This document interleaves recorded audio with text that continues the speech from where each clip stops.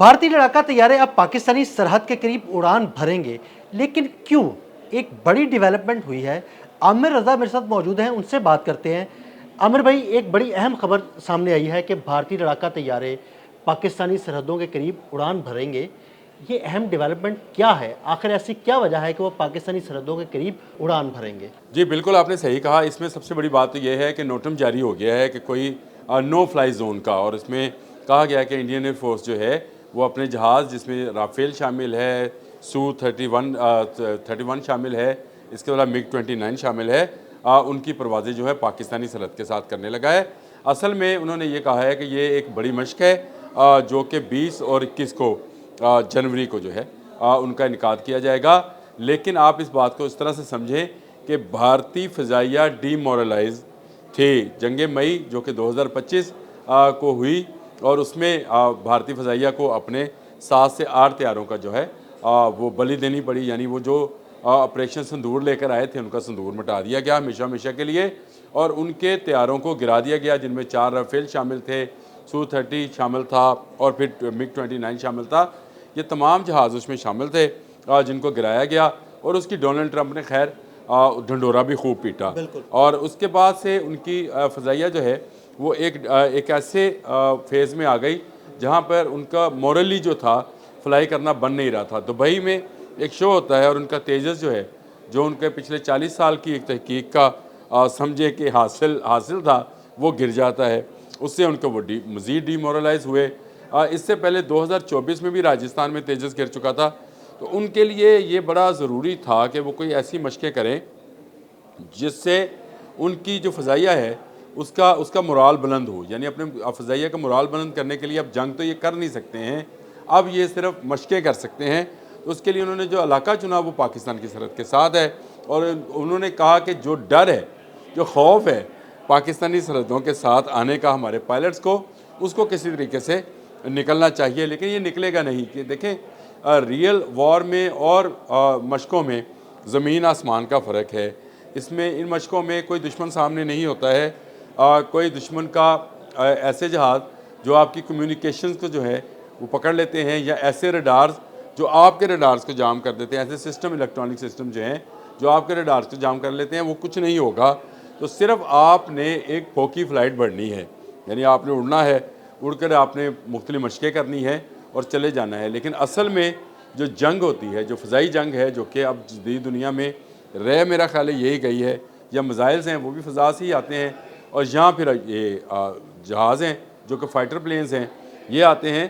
तो इसकी मशक़ें इन्होंने सिर्फ पाकिस्तान की सरहदों के साथ साथ इसलिए रखी ताकि हमारे जो पायलट्स जो कि डीमोरलाइज हो चुके थे, उनका मोराल बुलंद किया जाए, उनका हौसला बढ़ाया जाए। तो हौसला बढ़ाने की ये मशक़ें हैं, लेकिन ये किसी काम आने वाली नहीं है। आमिर भाई, मशक़ें तो वो पहले भी की, इस तरह की कर चुके हैं। उनके तैयारे पाकिस्तानी सरहदों के करीब उड़ते भी रहे, मशक़ें भी की, लेकिन जंग मई में क्या हुआ? उनको जूतियाँ ही पड़ी। जी देखें, ये जो है जंगें जो हैं, आपने बिल्कुल सही कहा। मैंने जब ये लफ्ज़ बोले तो मुझे समझ थी कि आप ज़रूर इस पे बात करेंगे। देखें, जंगें जो हैं ये जज्बों से लड़ी जाती हैं। ये जंग जो है, अब जंग जो है अब असले की खेल नहीं है। देखें, वैसे जहाज़ शायद भारत के पास भी होंगे, वैसे ही जहाज़ पाकिस्तान के पास भी होंगे। इसमें फ़र्क क्या था? फ़र्क जज्बे का था। 4.5 जनरेशन का जहाज़ हमारे पास था, जेट-एंड-सी, और 4.5 जनरेशन का जहाज़ ही उनके पास था, राफेल। गिरा क्या? राफेल। और उससे ज़रा सा कम JF-17 थंडर जो था, ब्लॉक 3 जो था वो था, लेकिन उसने भी सारे जहाज़ गिरा लिए, बल्कि उनका S-400 मार गिराया। देखें, S-400 जैसा इंटरसेप्टर आपके पास सिस्टम था, और वो सिस्टम आपको नहीं बचा सका। फिर आपके पायलट्स जो थे उनकी ऑडियोज़ लीक होती हैं जब वो अपनी गर्लफ्रेंड से बात करते हैं। फिर आपके कम्युनिकेशन सिस्टम को ना सिर्फ हैक कर लिया गया, बल्कि जैम कर दिया गया, आपके रडार जैम कर दिए गए, और एक ऐसी तकनीक की जंग लड़ी गई, यानी एक ऐसी जदीद तकनीक की जंग लड़ी गई जिसमें आपको जब तक मिसाइल जहाज़ के करीब नहीं पहुंच गया, आपको नज़र भी नहीं आया। तो ये वो ब्लाइंड था, हमला था, जो आपके जहाज़ों को ले दे गया, और उसके पुर्जे पूरे कश्मीर में बिखर गए, मुख्तलिफ इलाकों में बिखरे, और असम्बलियों में लोग उसकी तस्वीरें उठाकर, आपकी राज्य असम्बली में हो या प्रोविंशियल असम्बली हो पंजाब की, वहाँ पर वो तस्वीरें जो थी, वो पठानकोट के करीब जो जहाज़ गिरा था उसकी उन्होंने पंजाब असम्बली के अंदर तस्वीर लहराई थी कि ये टेल जो है, और टेल नंबर तो अब बैनुल-अक़वामी वेबसाइट्स ने जारी कर दी कि उनकी टेल नंबर क्या थे जहाज़ों के और वो कैसे गिरे। फिर डोनाल्ड ट्रंप आपका मजाक उड़ाते रहे और हमारे फील्ड मार्शल को फेवरेट फील्ड मार्शल कहते रहे, हमारे वज़ीर आज़म की तारीफ़ करते रहे। और पाकिस्तान की जंगी हिकमत अमली का बैन सबूत ये है कि पाकिस्तान के साथ बहुत सारे ममालिक जो है दफ़ाई मुआहदात करने को तैयार हैं।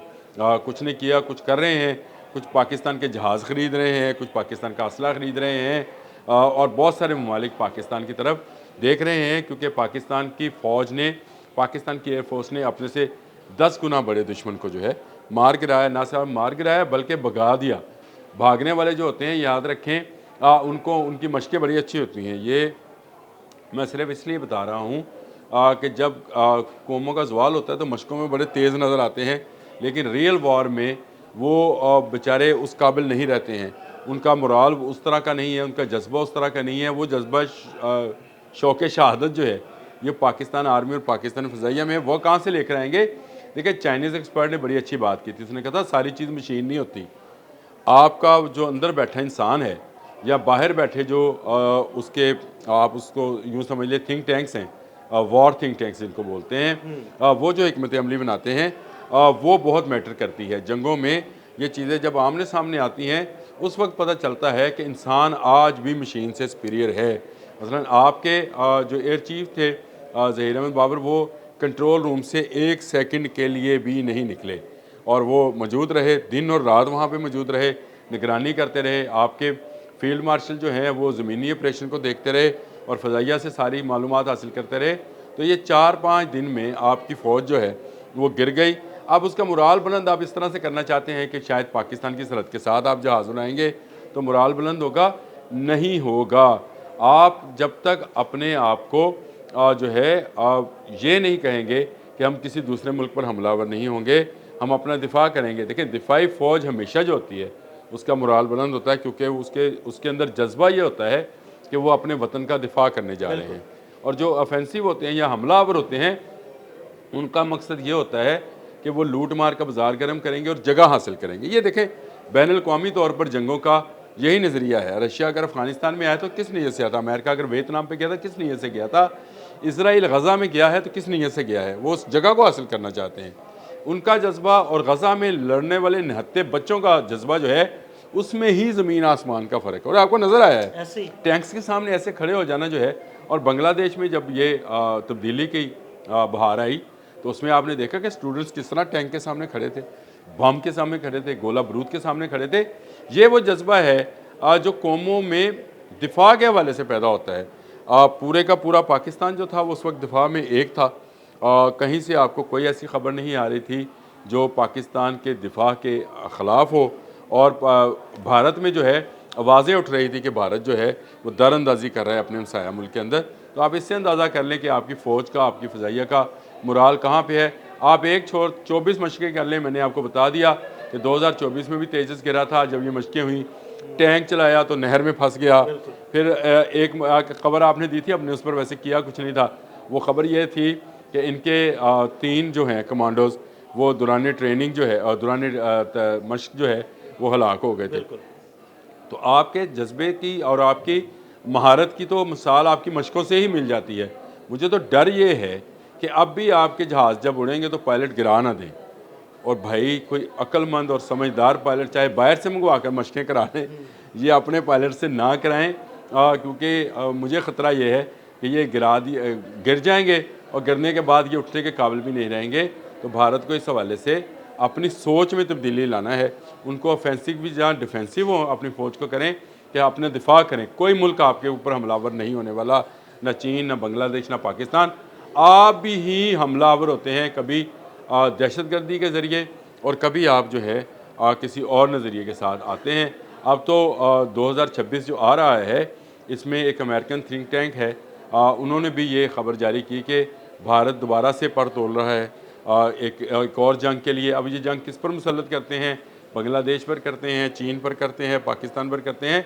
आपके तमाम हमसाया ममालिक जो हैं अपनी अपनी तैयारी में हैं। और आपने अगर अब किसी की तरफ जो है आंख उठाकर देखा तो आपकी आंखें निकाल ली जाएंगी, चाहे वो आपका मगरबी बॉर्डर है, चाहे आपका शुमाली बॉर्डर है, चाहे आपका मशरकी बॉर्डर है। जी बहुत शुक्रिया आमिर भाई जी। बिल्कुल आमिर रज़ा ने बड़ी तफसील के साथ आपको इन मशकों के बारे में बताया। अदील अहमद और आमिर रज़ा को इजाज़त दीजिएगा। अल्लाह हाफ़िज़।